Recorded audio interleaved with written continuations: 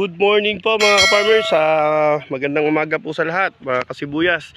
Nandito po tayo sa Cabanatuan, Santo Domingo, sa Manuel, Pangasinan. Ito po, kasama po natin si Sir. Sir, ano pong pangalan niyo, Sir?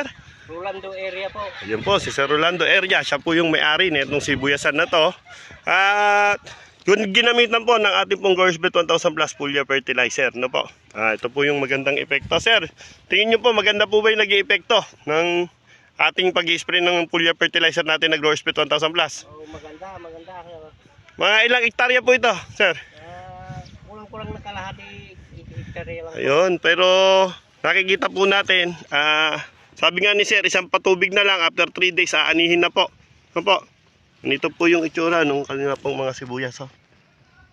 Napakagaganda po. Yun. Ito, lalaki din ng iba, Sir, no? Talagang sulit din yung laki. Doon sa kabila, Sir, nakaani na po kayo. Doon sa kabila, naani ko na kahapon po. Nakaani na po kayo kahapon. Maganda naman ng anay. Ayun. Dahil sa Gorsbet. growers bait 1,000. So ito po, tingnan nyo po. Gaganda, maki-up na po yun. Pansin po natin, gaganda po ng kanilang mga sibuyas. Tingin nyo, panalo naman tayo dito, Sir. Siguro, kasi medyo maganda ang ani eh. Ay, opo.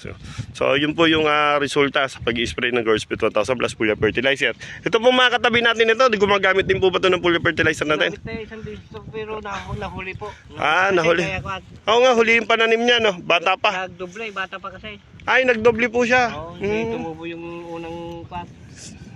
So, ito po ngayon tuloy-tuloy naggagamitan ng foliar fertilizer natin para makita nila kung gaano kaganda yung paghani. Ano po? Maraming nakagamit. Opo. Meron pong meeting. Ano po yung meeting natin yan dyan? Yung ano po, yung festival ng buto na bago raw na labas, bago. Binhi ng sibuyas. Red Nirvana daw pangalan. Yun po. So, wala namang pinipili yung ating Gorsbet 1000 Plus Foliar Fertilizer sa ating pong mga ini-sprayan. Kahit po kakayanin po ng ating foliar fertilizer. Malinis, mapansin nyo, Sir, malinis. Walang mga uod. Ano ba? Malinis. Kahit talagang pinapatay din yung uod. So, yun po ang kagandahan na po. Ito po yung update namin. Ngayon pong February 23. Tama ba? Bro, February 23, 2024, mga alas 10 ng umaga. So po, kasama po ang ating mga marketing assistant, si Charlie Eldeponso, Jari Aquino, no po, ang inyong marketing director, Erickson Sanchez, para po mag-update sa ating sibuyasan dito sa San Manuel, Pangasinan. Tay, maraming salamat po sa pagtangkilik nyo po sa ating foliar fertilizer. Si tatay nga rin po pala yung ating distributor dito para po sa mga tiga San Manuel o yung malapit dito sa Cabanatuan. Pwede po kayong lumapit kay tatay kung mag-order kayo ng foliar fertilizer. Meron po siyang stock, no po? Para po hindi po kayo lumayo at hindi na kayo maghanap kung saan kayo bibili ng ating Gorsbet 1000 Plus Foliar Fertilizer. Andito po si tatay. Hanapin nyo lang po dito sa Cabanatuan.